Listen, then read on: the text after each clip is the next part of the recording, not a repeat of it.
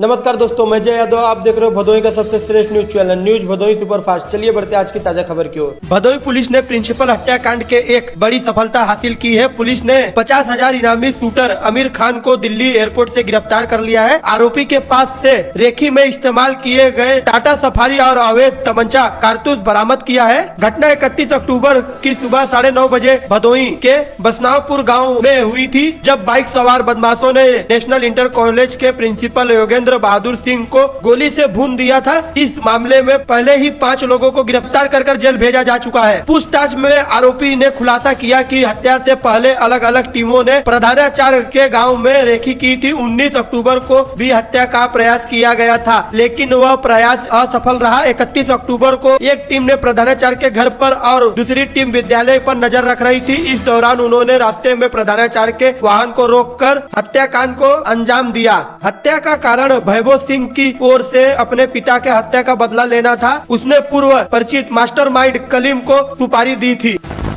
भदोही के विकास खंड डीगा ग्राम सभा केवटिया में विकास का कार्य चल रहा था, जिसमें गंभीर मामला सामने आया है कि वहां के कुछ दबंग लोगों ने इंटरलॉकिंग सड़क पर से उखाड़ दिया, बल्कि नया इंटरलॉकिंग लगाने से भी रोक लगा दी। ये सड़क केवटिया को फुलवरिया और कोयरेना जैसे गाँवों को जोड़ने का महत्वपूर्ण कड़ी है। ग्राम प्रधान अरविंद बिंद के अनुसार बताया, बरसात के मौके में कच्ची सड़क पर जल भराव की समस्या को निपटने के लिए इस सड़क का इंटरलॉकिंग कार्य शुरू किया गया था, लेकिन कुछ दबंग और मनमानी के कारण विकास का कार्य बंधित हो गया है। कोयरेना थाना प्रभारी मनोज कुमार ने कहा कि अभी तक इस मामले में कोई शिकायत नहीं मिली है। उन्होंने आश्वासन दिया है कि शिकायत मिलने पर उसकी जांच की जाएगी और कानूनी कार्रवाई की जाएगी। इस घटना से आक्रोश ग्रामीणों ने जिला प्रशासन को हस्तक्षेप की मांग की है। उन्होंने कहा है कि दबंगों की इस करतूत से केवल सार्वजनिक संपत्ति को नुकसान नहीं, बल्कि आम लोगों को परेशानी का सामना करना पड़ रहा है। ग्रामीण चाहते हैं कि दोषियों के खिलाफ कड़ी से कड़ी कार्रवाई की जाए और रुके हुए कार्य को जल्द से जल्द पूरा किया जाए।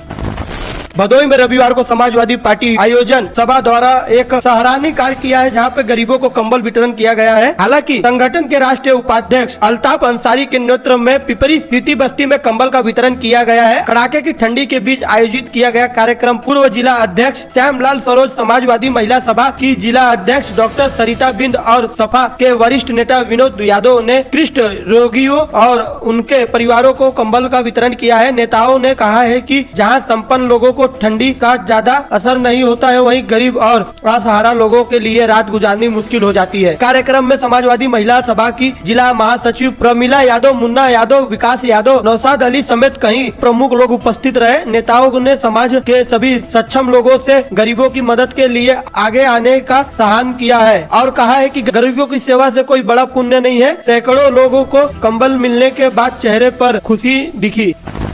भदोही जिले के कोयरेना थाना क्षेत्र में नहर से पानी का अचानक ओवरफ्लो होने से किसानों को भारी नुकसान हुआ है। भिखारीपुर रहमलपुर के आसपास के बीती रात को नहर में पानी खेतों में घुस गया, जिससे लगभग 20 बीघा की गेहूं की फसल खराब हो गई है। स्थानीय किसानों ने बताया कि कड़ाके की ठंडी में रात के समय नहर का पानी अचानक खेतों में भर गया। जब तक किसान को कुछ इसकी बात की जानकारी मिलती, तब तक काफी देर हो चुकी थी। किसानों का कहना है कि गेहूं की फसल में पहली सिंचाई पूरी हो चुकी थी और अब छिड़काव का समय था, लेकिन इस घटना से फसल गंभीर रूप से नुकसान हो चुका है। किसानों के लिए यह स्थिति विशेष रूप से चिंता में है, क्योंकि गेहूं के करीब प्रमुख फसल है और पानी में डूब जाने से फसल की पूरी तरह बर्बादी हो चुकी है। किसानों को भारी नुकसान का सामना करना पड़ रहा है। स्थानीय किसानों ने प्रशासन नहर के उचित रखवाव की मांग की है, ताकि भविष्य में ऐसी घटना न हो पाए।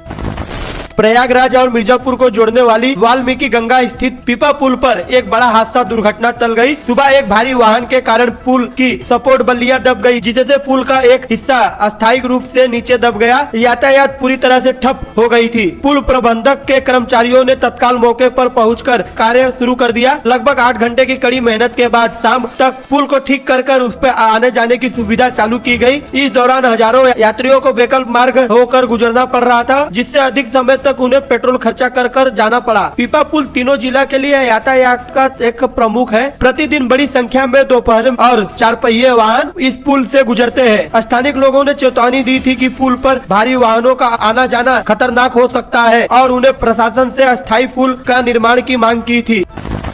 प्रयागराज और काशी के बीच में स्थित भदोही के जेम राधानाथ धाम में गंगा घाट तट पर एक विशेष धार्मिक नगरी का निर्माण किया गया है। 29 वर्ष की परंपरा को आगे बढ़ाते हुए इस बार 30वें वर्ष में 400 से 500 कल्पवासी श्रद्धालुओं के लिए 150 टेंट लगाया जा रहा है। कल्पकूट आश्रम के मेला क्षेत्र के व्यवस्थापक अरुण शंकर दास के अनुसार जहां प्रयागराज कल्पवासियों के लिए 20 से 25 हजार रूपया खर्चा करने पड़ता है, वहीं मात्र 300 से 400 रुपए में एक महीने का कल्पवासी संभव है। मेला समिति श्रद्धालुओं को टेंट, बिजली और पानी, शौचालय और लकड़ी जैसी बुनियादी सुविधा निःशुल्क प्रदान की जाएगी। साथ ही साथ सुरक्षा एवं गोताखोरों की विशेष व्यवस्था की जाएगी।